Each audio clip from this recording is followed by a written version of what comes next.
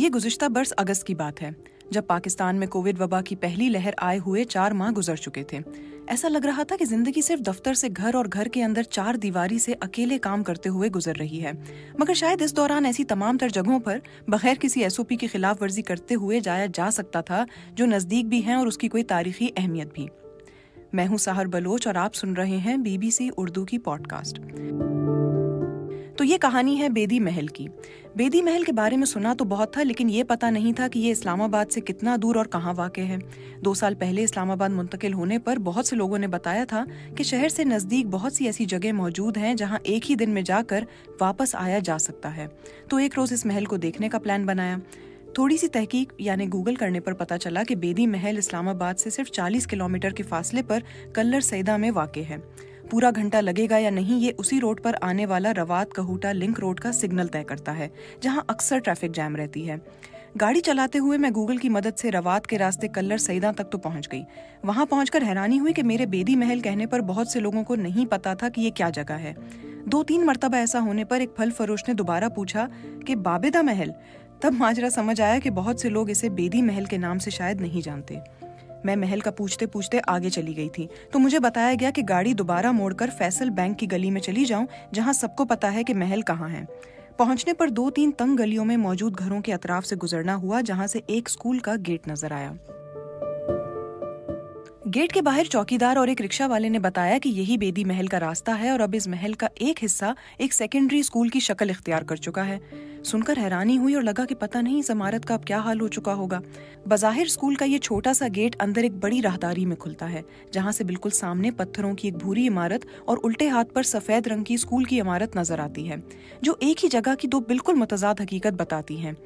बेदी महल का बुलंद उबाला दाखिली दरवाजा बंद रहता है, जो चौकीदार ने बताया कि सिख यात्रियों के आने पर ही खोला जाता है।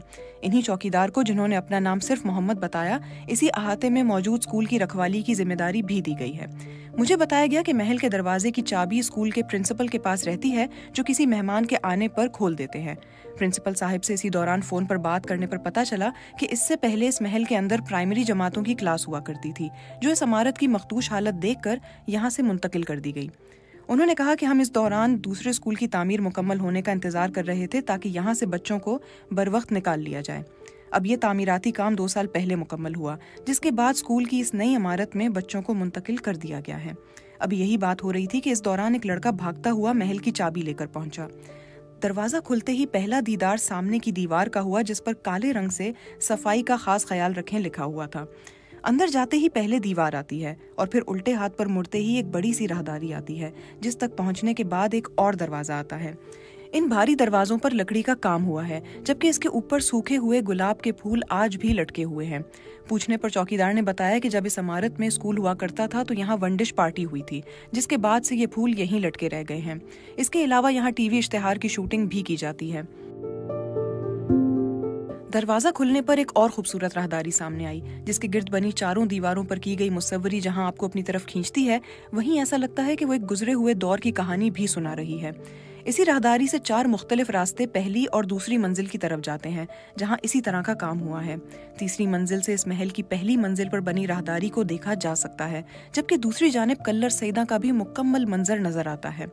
अब ये सवाल मेरे जहन में आया कि ये महल क्यों यहाँ पर बना हुआ है और इसको किसने बनाया था। तो इस दौरान मेरी नज़र से सर लेपल एच ग्रिफिन की अंग्रेजी ज़बान की किताब दी पंजाब चीफ गुजरी। इसी किताब का उर्दू तर्जुमा होने वाली किताब तस्किरा रोसाए पंजाब के मुताबिक ये महल बाबा खेम सिंह बेदी ने 19वीं सदी के अवाखिर में तामीर करवाया था। बाबा खेम सिंह बेदी के बारे में लेपल एच ग्रिफिन लिखते हैं कि उनकी पैदाइश फरवरी 1832 में कल्लर जिला रावलपिंडी में हुई थी और उनका बराह रास्त ताल्लुक सिख मजहब के बानी बाबा गुरु नानक से है। 1857 की जंग आज़ादी के बारे में ग्रिफिन लिखते हैं कि इस दौरान बाबा खेम सिंह बेदी ने ब्रिटिश राज का साथ देते हुए गोगेरा यानी जिला उकाड़ा के इलाके में मकामी लोगों की बगावत रोकी थी, जिसके नतीजे में उन्हें 1877 में मजिस्ट्रेट मुकर्रर किया गया और फिर 1878 में एजाजी तौर पर मुंसिफ की इजाफी जिम्मेदारी भी दी गई। जबकि जंग आज़ादी की तहरीक में ब्रिटिश राज का साथ देने और उनकी खिदमात के नतीजे में उन्हें 1893 में वाइसरॉय कानून साज कौंसिल का हिस्सा भी बनाया गया, जिसके बाद 1898 में उन्हें सर का खिताब भी दिया गया। अब अगर इस महल की बात करें तो इस इमारत की दीवारों पर बनी मुसव्वरी आहिस्ता आहिस्ता मांद पड़ रही है, जबकि दीवारों पर कई जगह काई जम चुकी है। इस वक्त इस महल को बंद कर दिया गया है, जबकि इसके सामने मौजूद सेकेंडरी स्कूल कोविड की वबा फैलने से पहले तक खुला था। पुरानी तामीरात पर तहकीक करने वाले सहाफ़ी जुल्फ़िकार कल्होड़ो से जब मैंने इस बारे में बात की तो उन्होंने कहा कि पोठोहार खित्ते में ऐसे बहुत से महल और तामीरात मौजूद हैं जो हुकूमत की मदद के मुंतज़िर हैं। उनका कहना था कि आहिस्ता आहिस्ता इन तमाम तामीरात पर या तो कब्जा हो जाएगा या फिर उनको स्कूलों या दीगर हुकूमती इमारतों में तब्दील कर दिया जाएगा। दूसरी जानिब मुहक्किकीन कहते हैं कि ये एक अच्छा दौर है जहां वफाकी हुकूमत का भी ध्यान सैर व तफरी और तारीखी मकामात की तामीरात की तरफ मबजूल है, जिसके नतीजे में इन तामीरात को आम आवाम के लिए खोला जा सकता है। इन मकामात की मजीद तशहीर होने के साथ साथ इनको खंडर बनने तक की नौबत नहीं आएगी। इस वक्त तो ये महल गाहे बगाहे कल्लर सईदा आने वाले लोगों के लिए और ख़ासकर सिख यात्रियों के लिए खोला जाता है, लेकिन इसके बावजूद एक खौफ भी है कि ये कमर्शियल इश्तिहारात के लिए इस्तेमाल होते होते अपनी मौजूदा शनाख्त न खो दे।